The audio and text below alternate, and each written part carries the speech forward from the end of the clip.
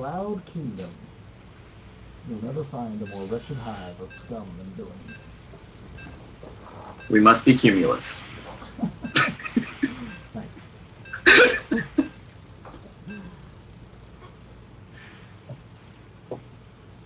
Oh, I get it. I get it. Wow, that was slow.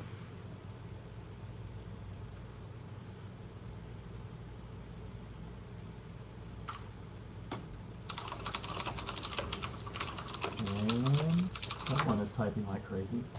That was All me. right, here we go. So game 2 here.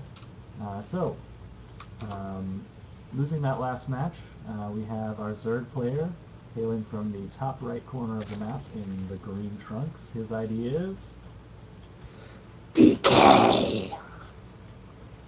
And that was taking good. that match with a little bit of unconventional TVZ play, we have in the bottom left our orange Terran player. His ID is... Obenstein. All right. Yeah, I was just talking to Ninja in the chat. He was saying that Terran build wasn't the best in the world, and I would agree with him. It really was more of a build order win. The Zerg didn't have any banelings out. I don't even think he had a baneling nest because he went straight for that infestor tech. It really was a toss-up. I would say the Terran won just because the build that the Zerg did, he had his drops ready for a long time before he actually put the infestors in. He didn't have any overlords in position. Only what you do when you have drops, you'll put your overlords in a position where you can just hitch them over a quick valley right into the main. You never bring them across the map or anything. So I would say it's a build order win for the Terran in Game 1. We'll see what happens in Game 2. I'm kind of curious to see if the Zerg player actually has a plan for this map, because I don't know about you guys, but as a Zerg player, I really don't think of this map as my go-to map. I think of Daybreak. I think of sometimes Ohana. Some of the bigger maps. Yeah, so on that note, cheese anyone? What kind? Smells like 2 racks. I see. Yeah, I've never heard of that type of cheese. What nationality is it? it is... Terran. It's Terran. I guess I walked into that The one. best Yeah.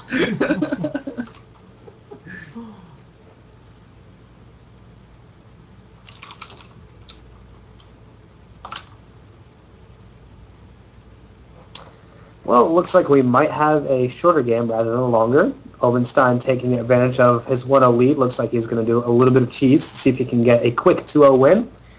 Or he may just fold over. We'll go into a game 3. We'll see what happens. And this has a good chance of working. I mean, the Zerg's pool is only half done now, right when this is going to start kicking in here.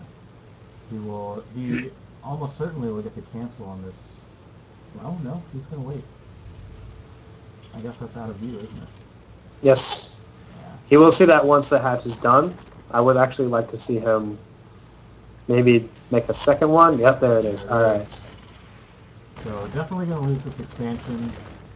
The question is, as a Zerg player, what do you do here? I mean, do you just build a bunch of spines, try to walk them down? Do you throw down a baneling nest immediately? Jamie? What? Your microphone is quiet again, apparently. Oh. And I've listened to it, and it is quiet. Okay. Recording devices. Well, it's at the maximum levels. I don't know what. Maybe if I just maybe I just put it way closer to me. Here. Okay. How's this, guys? Yeah, I'm just holding it now. Anyway. All right, so in this position, well, looks like the Zerg is just going to straight out sack the natural. Yeah, which is probably smart, I think. I don't know what you think about that, but, there are a couple different ways you can go about it. It depends on where along this little rush is when you see it. What I like to do is make a couple lanes, but it's kind of intensive on control. Make sure they don't run up to the bunker, so you got to put them on hold position. Whenever the Marines come out to try to snipe a spine collar that you're building out of range, run up with the wings, shoot them back to the bunker. So you kind of have this time where the Marines are going back and forth between trying to snipe a spine crawler and trying to snipe the hatchery. Right. So hopefully by then you are able to get enough queens and spines and lings to take care of it. But Okay, but it looks like right, he's going layer instead. What do you think of that? honestly I don't know. Yep, okay, it's going to be a Nidus. But the problem with this is he doesn't really have any overlords in position yet. Well, To not in the base. He does have this one, that outside. at least get his army around those bunkers easily. Mm-hmm. Which, it looks like he wants some more banelings. Yeah, and just basically he's going to baneling bust using the Nidus networks to get close to the Terran's base, I think. And what's the Terran doing at home? Not building units. So this has a chance of working pretty effectively, actually. Yeah.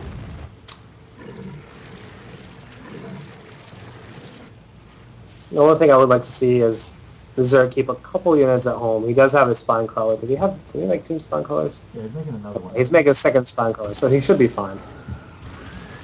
And here come the banelings, marching one by one to hide their numbers. And the banelings are in. Zerglings streaming in, gonna take on these workers. SCV is trying to get this around. And, SCV is kind of strong, but still gonna lose a lot of them there. Let's see just how many.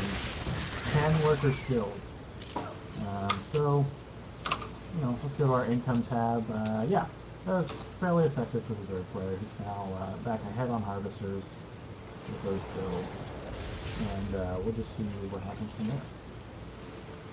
The only problem with this is the Zerg is still stuck on one base. The Terran says, oh crap, I lost some workers. Maybe I can just, keep my second orbital in my main for now, complete that wall off again, and get back that SCV count that I want off of 2 orbitals plus mules.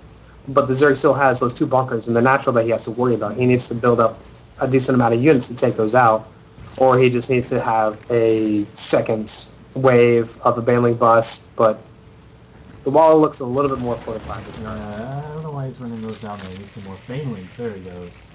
You know what? That Terran would make me so much happier if he moved his injured Marine into the bunker and took a green one out. Yeah. It would just make me happy. Mm-hmm. It's starting to sound like me now, getting very meticulous. Oh yeah, this is the way I used to play Command & Conquer.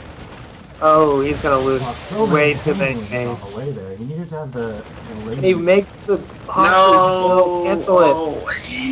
Ugh, it survived it. For now. That's not enough Probably not things going to to take down out, this bunker, but and that hack is going to fall. it might not be in range of the hack. Nope, it is.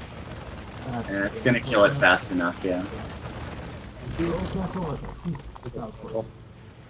Alright, well, he does have creep tumors spawning here, though. So, It's a nice little fancy trick that's only going to delay the inevitable, because with And 2 now that he orbitals... moves out, it's over. yeah, no, that's plenty This of game's over. Nidus. Creep tumors, creep tumors. I don't think he realizes that there's a creep tumor. Wasn't one building right now? No. It's done now. Yeah. So the one thing, this macro hack, I feel like could have gone down a little earlier and maybe saved him some trouble in the sense that he had more larvae to duplicate. Mm-hmm. But he will have it now at least, and hopefully.